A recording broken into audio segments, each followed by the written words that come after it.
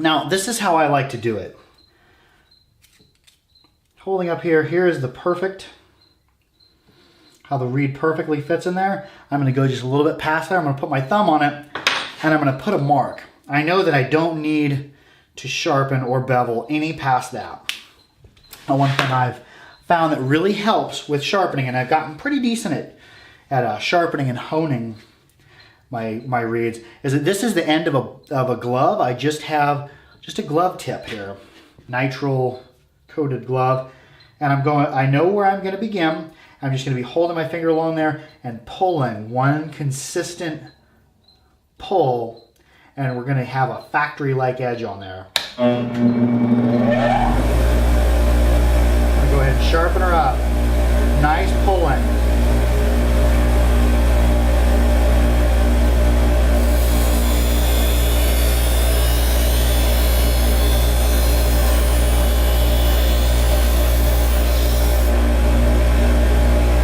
I want to get it where light doesn't catch. And I'm beveling in both directions consistently.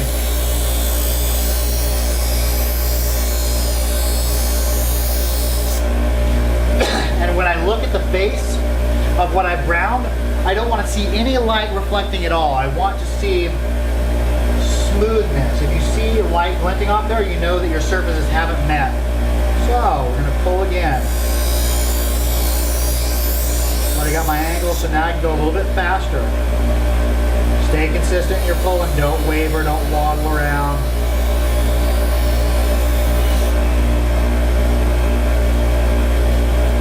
One more pass. Lighter. This last pass, I'm just going to go light.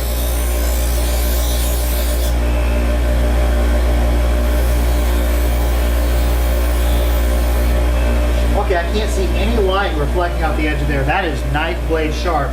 There's going to be a burr on it, but we're going to go ahead and do our other side before we proceed further.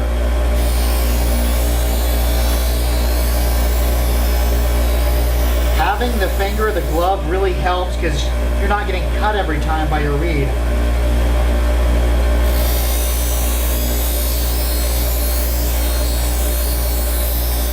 Consistent. Think machine when you do this.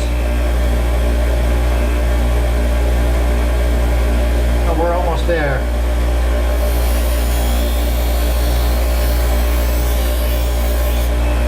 You gotta feel what it's giving you as well. There's a combination of the motion you're making and the feel of it.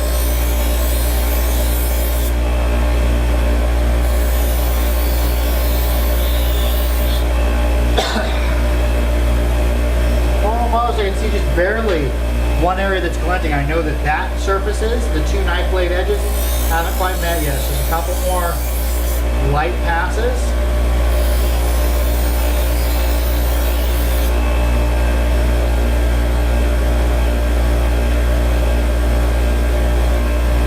Light pressure.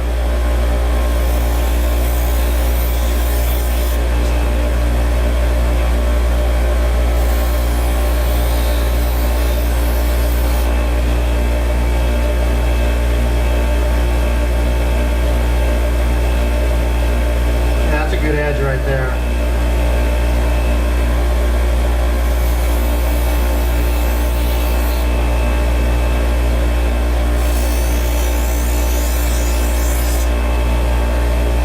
There we go. No light catching, no light glinting.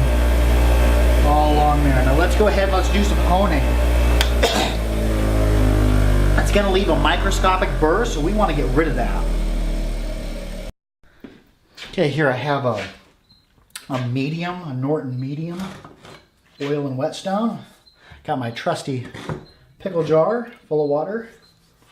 We're going to go ahead and we're going to hone that burr right off of here. And I want to maintain that sharp angle, but I don't want to leave a nasty jagged burr that's going to cut people's mouths. And I also don't want to leave too sharp of an edge, but I want that sharp angle. So as I'm honing, I'm bringing the harp, the reed at my angle, and then I'm coming clear upright, and then I'm turning it over slowly as I rub back and forth. Because I want to have that sharp angle, but I don't want a razor sharp edge. I want my harps to be safe. I want them to sound good and be safe. And a good way to feel if the burr's gone. As you slide your fingers down, you shouldn't feel any imperfections. It shouldn't feel rough. There shouldn't be catching. This side felt just a tad bit rough. And a lot of it's going to come down to how finely you hone it on your bench grinder.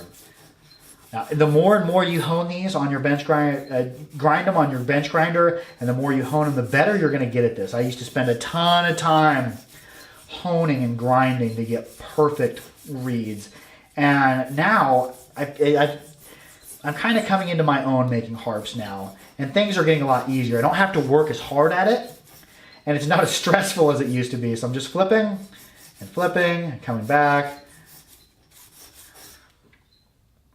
Oh yeah, that feels smooth like glass. It's not even cutting me. I can run my fingers down it.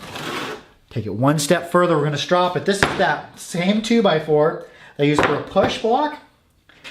I'm also keeping my fingers wet. I'm going to pull along it a couple times. And then I'm stropping on wood. You do the same thing with knives. I normally strop my knives on cardboard and then finishing them on a soft wood. Axes too, it helps get that burr off. It helps to massage the edge, smooth and polish it. We're not taking off any metal, we're just polishing it. And every time we grind, every time we hone, it's creating a smaller burr, and the wood is just massaging and polishing that burr off. The smoother and sharper it is, the better sound we're gonna have. But we don't want it so sharp that it actually will cut your mouth. So I'm actually taking and sawing it along here. I'm going along the grind. I want it to be good and smooth. Feeling along this is smooth like glass, like ice. That's about what we want.